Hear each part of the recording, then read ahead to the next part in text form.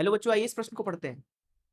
बोला जा रहा है कि एक चिकने एवं वृत्ताकार पथ पर एम द्रव्यमान का गुटका जो है वो नीचे की ओर फिसलता है। इस गति में जो गुटका है वो है, पहला ऑप्शन है ऊर्ध्वाधर साम्य में, दूसरा है क्षैतिज साम्य में, तीसरा है त्रिज्यीय साम्य में और चौथा है इनमें से कोई नहीं। आइए इस प्रश्न की मुख्य अवधारणा की चर्चा करें।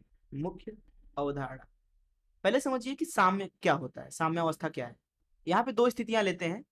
मान लीजिए कण कहीं पे इस तरीके के एक सतह पे चल रहा है और एक दूसरी स्थिति है कण जो है इस तरीके से सतह पे चल रहा है।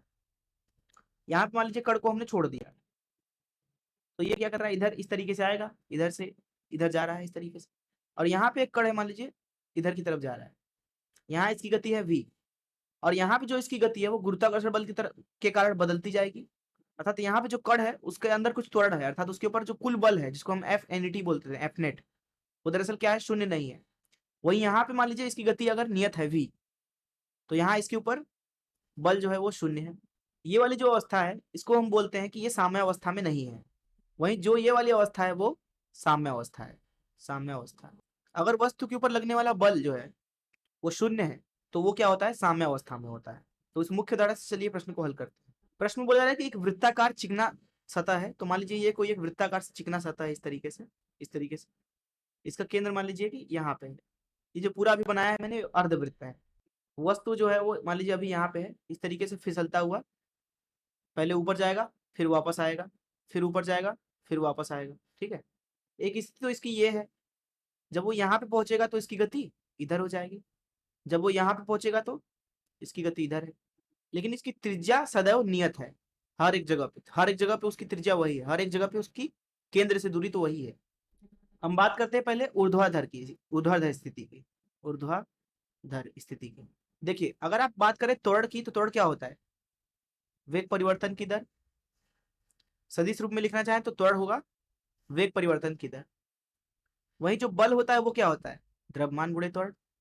ठीक है, अब देखिए यहाँ पे प्रश्न में आप देखोगे कि हर एक जगह पे जो ऊर्ध्वाधर गति है उसकी दिशा लगातार बदल रही है।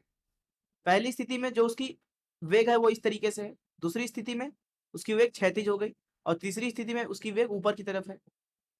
तो यहाँ पे आप देख सकते हैं कि जो ऊर्ध्वाधर वेग है उसको हम भी ऊर्ध्वाधर बोल देते हैं। ऊर्ध्वाधर क्या हो रहा है, वो बदल रहा है, क्योंकि हर एक वेग में क्या है, उसका एक तो उसका परिमाण है, दूसरी उसकी दिशा है। अगर दिशा बदल रही है तो पूरा वेग ही बदल रहा है। इसलिए हम बोल सकते हैं कि जो ऊर्ध्वाधर त्वरण है, ऊर्ध्वाधर त्वरण, ऊर्ध्वाधर त्वरण, ये दरअसल शून्य नहीं है। इसलिए हम बोलेंगे कि जो ऊर्ध्वाधर बल है, एफ ऊर्ध्वाधर, ऊर्ध्वाधर, वो दरअसल क्या है, शून्य नहीं है।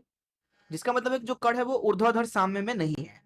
दूसरा बात करते हैं अब क्षैतिज स्थिति की। क्षैतिज, अगर आप क्षैतिज के बारे में बात करें तो यहाँ पे आप देखिए जो क्षैतिज वाली गति है वो भी बदल रही है, उसकी दिशा लगातार बदल रही है और उसका मान भी बदल रहा है। जैसे यहाँ पे अगर आप देखो तो v है, लेकिन वो जिस तरीके से ऊपर जाता जाएगा उसकी गति धीरे धीरे कम होती जाएगी, कम होती जाएगी, और जब ये अधिकतम बिंदु पे होगा तब उसका क्षैतिज दिशा में कोई गति नहीं है। अर्थात यहाँ पे इस प्रश्न में जो v क्षैतिज है, क्षैतिज, वो भी बदल रहा है, बदल रहा, बदल रहा है। जिसका मतलब ये है कि जो यहाँ पे क्षैतिज त्वरण है, क्षैतिज त्वरण, क्षैतिज त्वरण वो क्या है, वो शून्य नहीं है, क्योंकि वेग क्षैतिज जो है वो बदल रहा है। अगर आप इधर देखोगे तो जो सबसे दूसरा वाला स्थिति है, जो सबसे निचला वाला बिंदु है, वहां पे क्षैतिज गति सबसे अधिकतम है। वहीं पहले और तीसरी स्थिति में उसकी क्षैतिज गति हो सकता है शून्य हो, अगर वो वृत्त का अधिकतम बिंदु है ऊर्ध्वाधर में, क्योंकि वहां पे कण रुक जाएगा। इसलिए क्षैतिज त्वरण शून्य नहीं है, जिसका मतलब है कि क्षैतिज बल भी शून्य नहीं है। क्षैतिज जो बल है वो भी दरअसल शून्य नहीं है। इसका मतलब है कि जो कण है वो क्षैतिज साम्य में भी नहीं है। तो कण न तो ऊर्ध्वाधर साम्य में है, न तो क्षैतिज साम्य में है। अब अगर आप कण को ध्यान से देखोगे तो उसकी त्रिज्या जो है आर, वो नियत है। जब त्रिज्या नियत होता है और कण वृत्तीय गति में घूम रहा है तो वो है त्रिज्यीय साम्य, त्रिज्यीय साम्य, त्रिज्यीय साम्य। इसलिए इस प्रश्न का जो उत्तर हो जाएगा वो हो जाएगा सी। मैं आशा करता हूं कि आपको इस प्रश्न का हल जरूर समझ में आया होगा। धन्यवाद।